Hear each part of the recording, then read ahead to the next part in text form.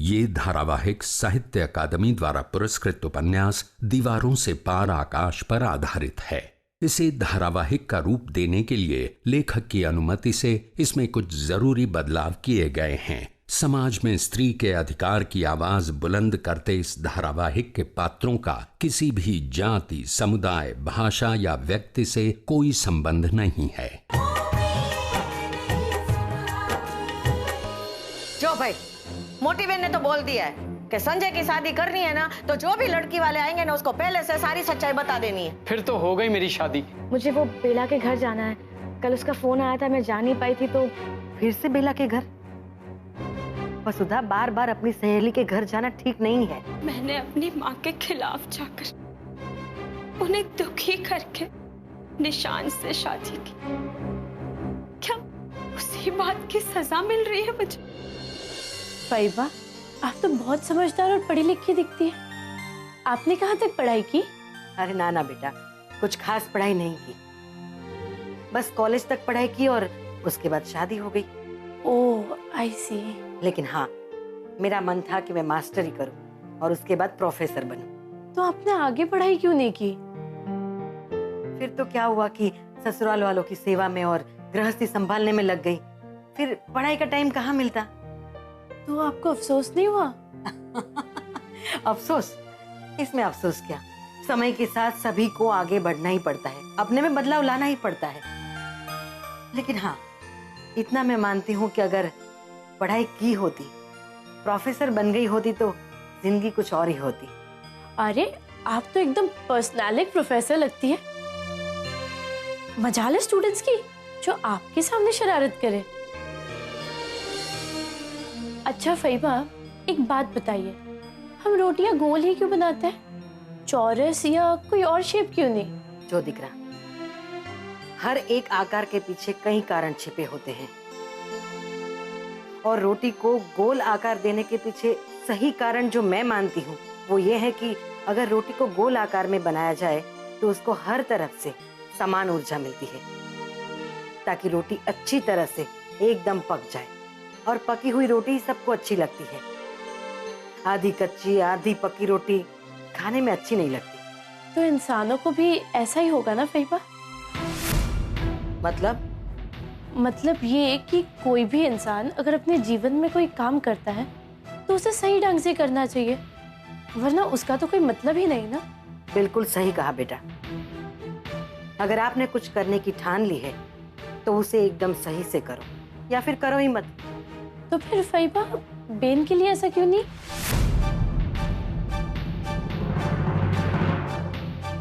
मतलब?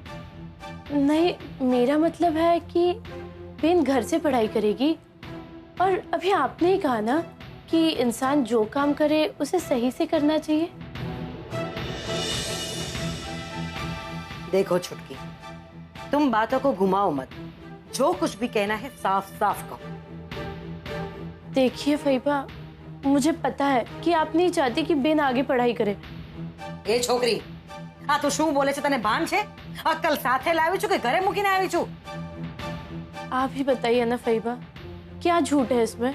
जो छुटकी, मैंने तुझे पहले भी कहा था कि तुम्हारी बहन अब हमारे घर की बहू है, उसका भला हम ज्यादा सोचते हैं। और मैंने तुम्हें पहले भी चेताया था ना कि हमारे घर के मामलों में तुम टांग मत अड़ाया करो। अरे फैबा, आप तो बुरा मान गई। मैं तो बस यही याद दिला रही हूँ कि आपने शादी से पहले जो वादा किया था, बेन की पढ़ाई पूरी करवाने का वादा। सांभल छुटकी, इस बारे में तेरी दीदी, तेरे पापा और हमारी बात हो चुकी है, और हम सब ने मिलकर ही ये फैसला लिया है। और तू अभी इतनी बड़ी नहीं हुई है कि हमारे बड़ों के मामले में टांग अड़ाए।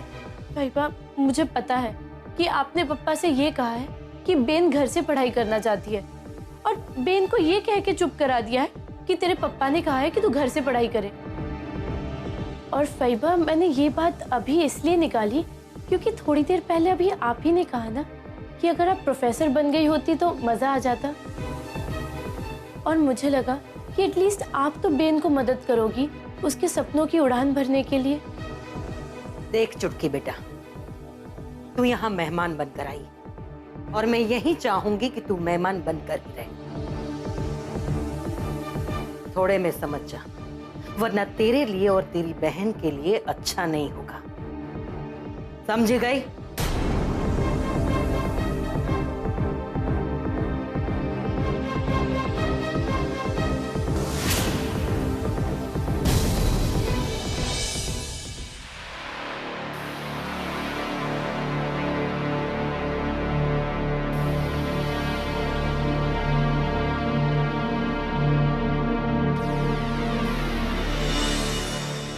ये मुझे क्यों दे रही? ये तो मैंने तुम्हें दिया है। इतनी आसानी से तुमने कह दिया डिवोर्स? प्लीज तुम जाओ, मुझे तुमसे कोई बहस नहीं करनी। Please go.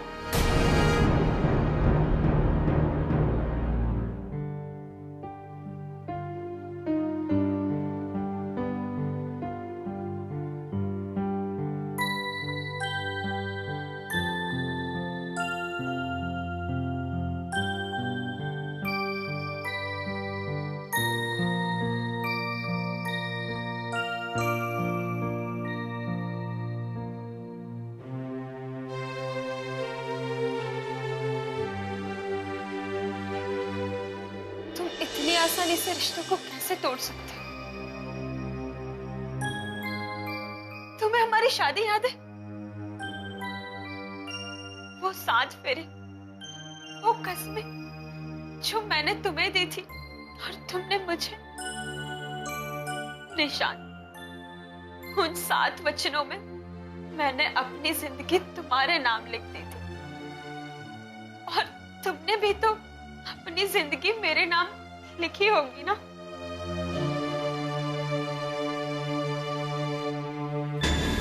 हाँ, थी।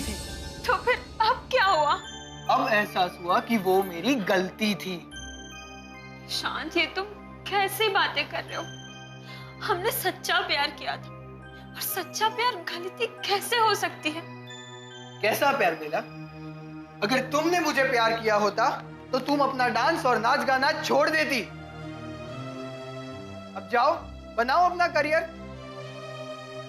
नाचो गाओ। और तुम्हें तो खुश होना चाहिए कि मैंने तुम्हें आजाद कर दिया है। नहीं होना है मुझे तुमसे अलग। और हाँ, जहां तक मेरे सपनों की बात है तो मुझे अपने सपने पूरे करने थे, पर तुम्हारे साथ अब कोई मतलब नहीं है। हो चुकी हो तुम मुझे। You have lost me, Bela. So please stop torturing me and get lost. Please Nishant, इतनी जल्दबाजी में इतना बड़ा फैसला मत करो। हमारे रिलेशनशिप को थोड़ा सा वक्त दो। हमारे बीच के गिले शिकवे बहुत जल्दी दूर हो जाएंगे और हमारा प्यार जो कहीं खो गया है वो भी वापस आ जाएगा। प्लीज निशांत, हम पहले की तरह फिर से खुश रहेंगे। हमारे रिलेशनशिप को एक मौका दो, एक आखिरी चांस। प्लीज। प्लीज अपना मेलोड्रामा बंद करो। ड्रामा? मैं ड्रामा कर रही हूँ? हाँ, ड्रामा। एक नंबर की झूठी और खुदगर्ज हो तुम। जब अपने मन की नहीं चली तो बेचारी बनकर सारा दोष मुझ पे डाल दिया। और शादी का बंधन, अगर शादी के बंधन में मानती हो तुम, तो क्यों ये भूल गई कि शादी के बंधन में तुम भी बन चुकी हो? क्यों अपनी मनमानी कर रही हो? बंधन की मर्यादा तुमने तोड़ी है। मैंने कोई मर्यादा नहीं तोड़ी। क्यों? डांस के नाम पे गुलछरे नहीं उड़ाने तुम्हें? गुलछरे? निशांत, ये मेरा अपमान है। ये अपमान नहीं, ये सच्चाई है। आजादी पाने के लिए सपने पूरे करने का बहाना बना लिया है तुम सब औरतों ने। निशांत, तुम हम औरतों पर इतना घिनौना इल्जाम कैसे लगा सकते हो? क्योंकि तुम औरतों की यही हकीकत है और इसीलिए तुम औरतें ना अपने घर की रहती हो ना अपने परिवार की।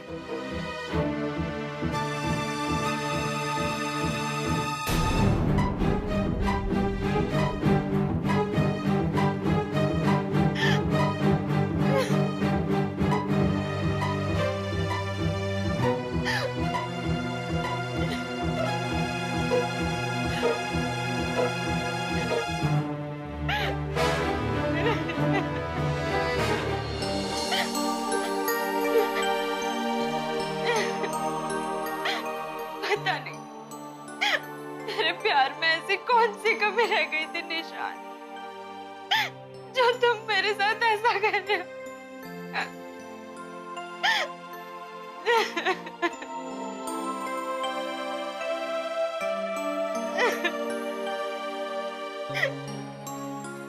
कड़वी से ही, मगर सच्ची बात कह रहा है मेरा बेटा। मम्मी जी, आप निशान को समझाइए ना। शादी के वचनों को कोई इतनी आसानी से कैसे तोड़ सकता है? यह भगवान को साक्षी मानकर बताओ, क्या सारे वचन मेरा बेटा ही निभाएगा? तुम कुछ नहीं। शादी के बंधन को वही पूरा करेगा, तुम कुछ नहीं। मम्मी जी, मैं अपने दिल पे हाथ रख के और भगवान जी के सामने कह रही हूँ कि मैंने अपनी शादीशुदा जिंदगी के सारे फर्ज निभाए हैं। हाँ, पर बेमन से। नहीं मम्मी जी, ऐसा नहीं है। क्या ऐसा नहीं है? तेरा मन तो भटक रहा था अपने सपने पूरे करने के लिए, और तू है कि शादी के बंधन और फर्ज की बात करती है। अरे तुम आजकल की लड़कियों को शादी का अर्थ भी पता है। शादी का अर्थ होता है कि अपने आप का बहुत बड़ा समर्पण करना। शादी के बाद अपने पति के घर में अपने आप को समा देना। और अगर तुम्हें अपने सपने ही पूरे करने थे तो फिर शादी क्यों की? पड़ी रहती थी अपनी मां के घर में। वैसे अभी भी देर कहां हुई है? निशान तुम्हें मुक्ति दे रहा है। जाओ, जी लो अपने सपने, जो चाहे वो करो। देखो, मैं ना इस घर में बिल्कुल भी क्लैश नहीं चाहती। तुम मेहरबानी करके मुझे और मेरे बच्चे को मुक्ति दे दो। मम्मी जी,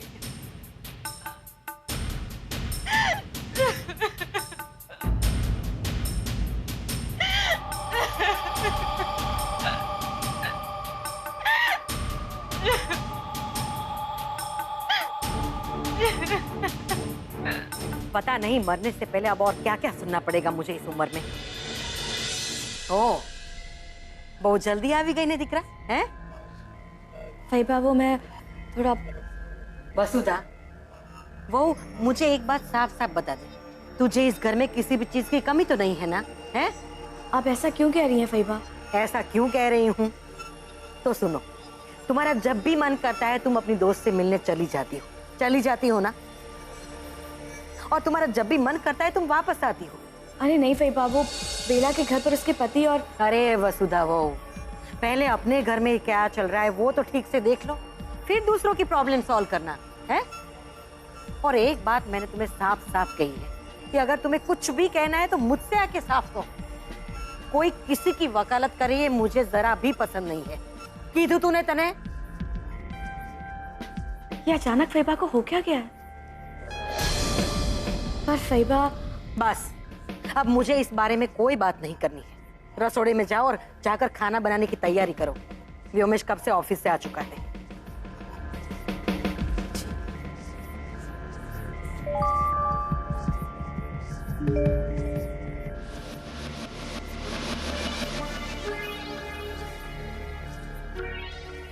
पता नहीं फैबा को क्या हो जाता है, अजीब सा बिहेव करने लगती है और बताती भी नहीं है कि बात क्या है।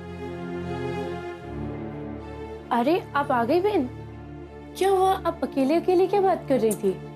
ये फैबा भी ना, अरे अब क्या किया उन्होंने? पता नहीं क्या हो गया उनको, अचानक इतने गुस्से में बात कर रही थी। ओहो, तो मेरी बातों का असर अभी तक है उन पर? क्या? तेरी कौन सी बात का असर? कुछ नहीं।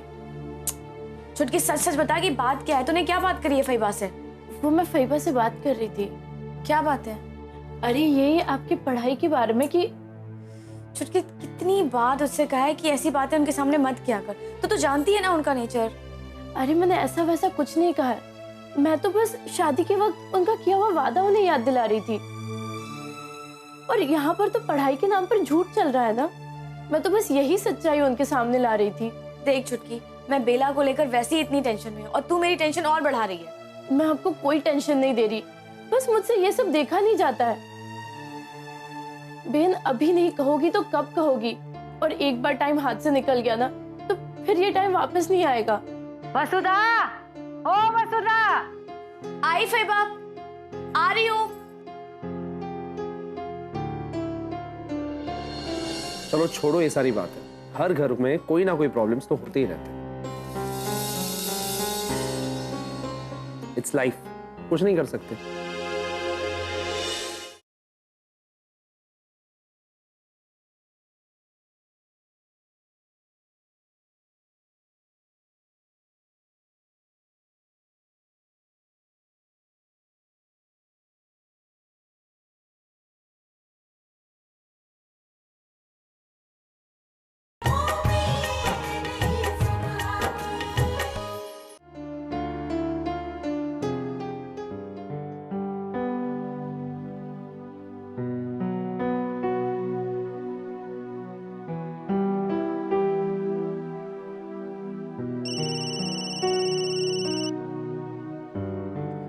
हाँ बेला बोलो। वसुधा, मैं बिल्कुल अकेली पड़ गई हूँ। बेला तुमने उन्हें समझाया नहीं कि वो डाइवोर्स पेपर्स कैंसिल कर दे? मुझे लगा था कि मैं निशांत को समझा दूं, पर वो तो इस तरह रूठा है कि सब कुछ खत्म हो गया। वसुधा, अब मैं कैसे जीऊंगी? अच्छा तुम ठीक है, हिम्मत रखो। पता है वसुधा, निशांत ने क्या कहा कि मैं अपनी शादी की मर्यादाओं को तोड़ रही हूँ। मैंने 7 वचनों को नहीं निभाया। ये सब झूठ है बेला। बेला मेरी बात समझिए। पर उसने तो सबके लिए मुझे ही दोषी करार दे दिया। वसुधा, इतनी देर तक अपनी सहेली से मिलकर आ रही हो, फिर भी घर पे आके फोन पे गप्पे मार रही हो। फैबा मैं गप्पे नहीं मार रही थी। फैबा वो बेला बहुत दुखी है, बस इसीलिए बात कर। अच्छा अब तुम फोन रखोगे कि मैं ही खाना सर्व कर दूं? जी बेला मैं हाँ हाँ, मैं समझ गई वसुधा, तुम मेरी चिंता मत करो, मैं बाद में फोन कर लूंगी। आज तो वसुधा बहुत बिजी लग रही है।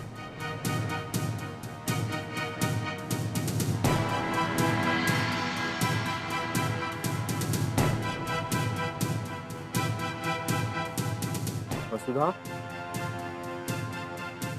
वसुधा, जी और क्या चाहिए? अरे अभी तक तुमने कुछ दिया ही कहाँ है? ओह सॉरी वमेश, मैं एक्चुअली। क्या हुआ, कोई टेंशन है? हाँ वमेश, वो मैं बेला को लेकर परेशान हूँ।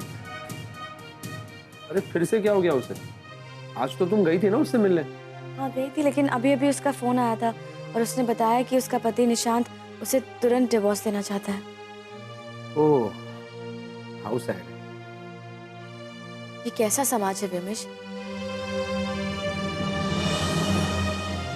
एक औरत जो अपनी पूरी जिंदगी, अपना पूरा घर बार सब कुछ छोड़कर आपके पास आ जाती है, आपके साथ अपनी जिंदगी बिताने के लिए, और आप उसे कभी भी अपनी जिंदगी से बेदखल कर देते हैं, अपने घर से बेदखल कर देते हैं। ये कैसा समाज है? और औरतों के लिए हमारे समाज में ये कैसा न्याय है? That's not true, वसुधा। तलाक जैसे गंभीर किस्से पर हम ऐसे यूं जजमेंटल नहीं हो सकते। हमें दोनों साइड देखनी चाहिए। हमें ये जानने की कोशिश करनी चाहिए कि लड़का आखिर क्यों लड़की से अलग होना चाहता है। आप सही कह रहे हैं। ऐसा नहीं है कि हर बार गलती लड़की की ही होती है। दोनों साइड से कोई ना कोई प्रॉब्लम जरूर होती है, लेकिन आपको पता नहीं है, बेला के पक्ष में तो बेला का कोई पक्ष ही नहीं है। निशांत सारे फैसले खुद ही ले रहा है और डिवोर्स लेने का फैसला भी निशांत का है। बेला से तो उसने पूछा तक नहीं। चलो छोड़ो ये सारी बात है। हर घर में कोई ना कोई प्रॉब्लम्स तो होते ही रहते हैं। इट्स लाइफ, कुछ नहीं कर सकते। हाँ व्योमेश, ये तुम्हारे लिए कहना आसान है कि इट्स लाइफ, लेकिन ऐसे हालात में औरत का दिल ही महसूस कर सकता है कि why life is like this. आखिर क्यों?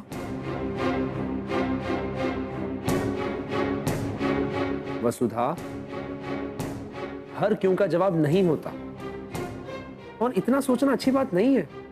बेला का डिवोर्स हो रहा है, तुम्हारा नहीं।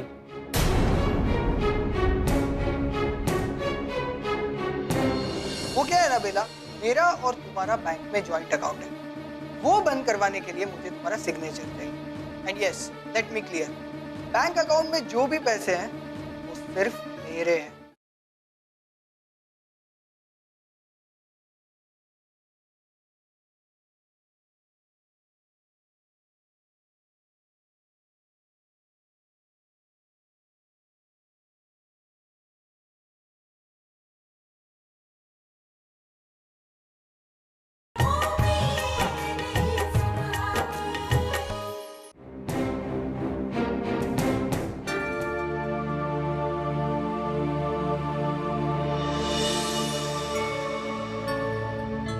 बेला, मुझे तुम्हारा ऑटोग्राफ चाहिए। दस्तखत।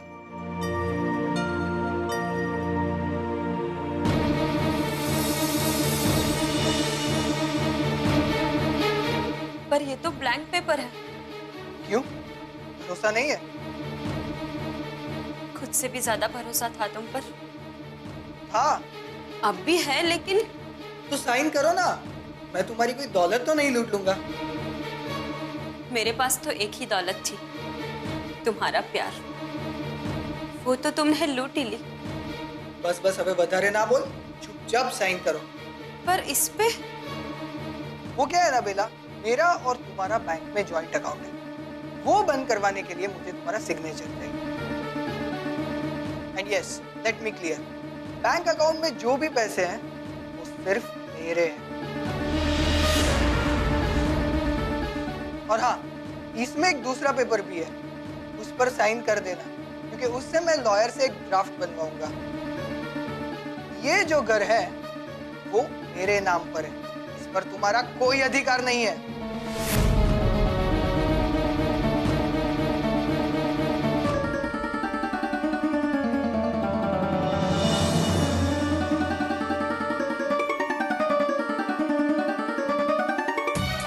और कोई पेपर साइन करना है? नो थैंक्स, अब इसी के साथ मेरी तुम्हारे लिए सारी रिस्पॉन्सिबिलिटीज खत्म। मतलब? बेला, जी मम्मी जी, आई।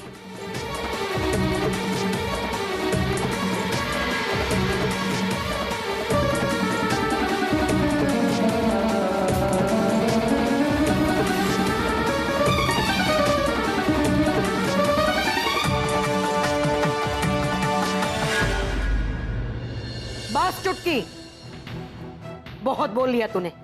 सुबह सुबह मुझे बकवास सुनने की आदत नहीं है। तो जा यहाँ से और जाकर अपना काम कर। हाँ फईबा, जा रही हूँ। मुझे भी कोई शौक नहीं है बिना मतलब के सोहल्ले का। ये भगवान ठाकुर जी सौनु ही भुलू करे। एक बहन है कि बिना बोले मुझे परेशान करती है, और दूसरी मुझे परेशान करने का एक मौका नहीं छोड़ती। लगता है माँ बाप ने दोनों बहनों को यहाँ मुझे परेशान करने के लिए भेजा है। देखो, आप ऐसी फालतू बात में मेरे मम्मी पापा को मत घसीटो।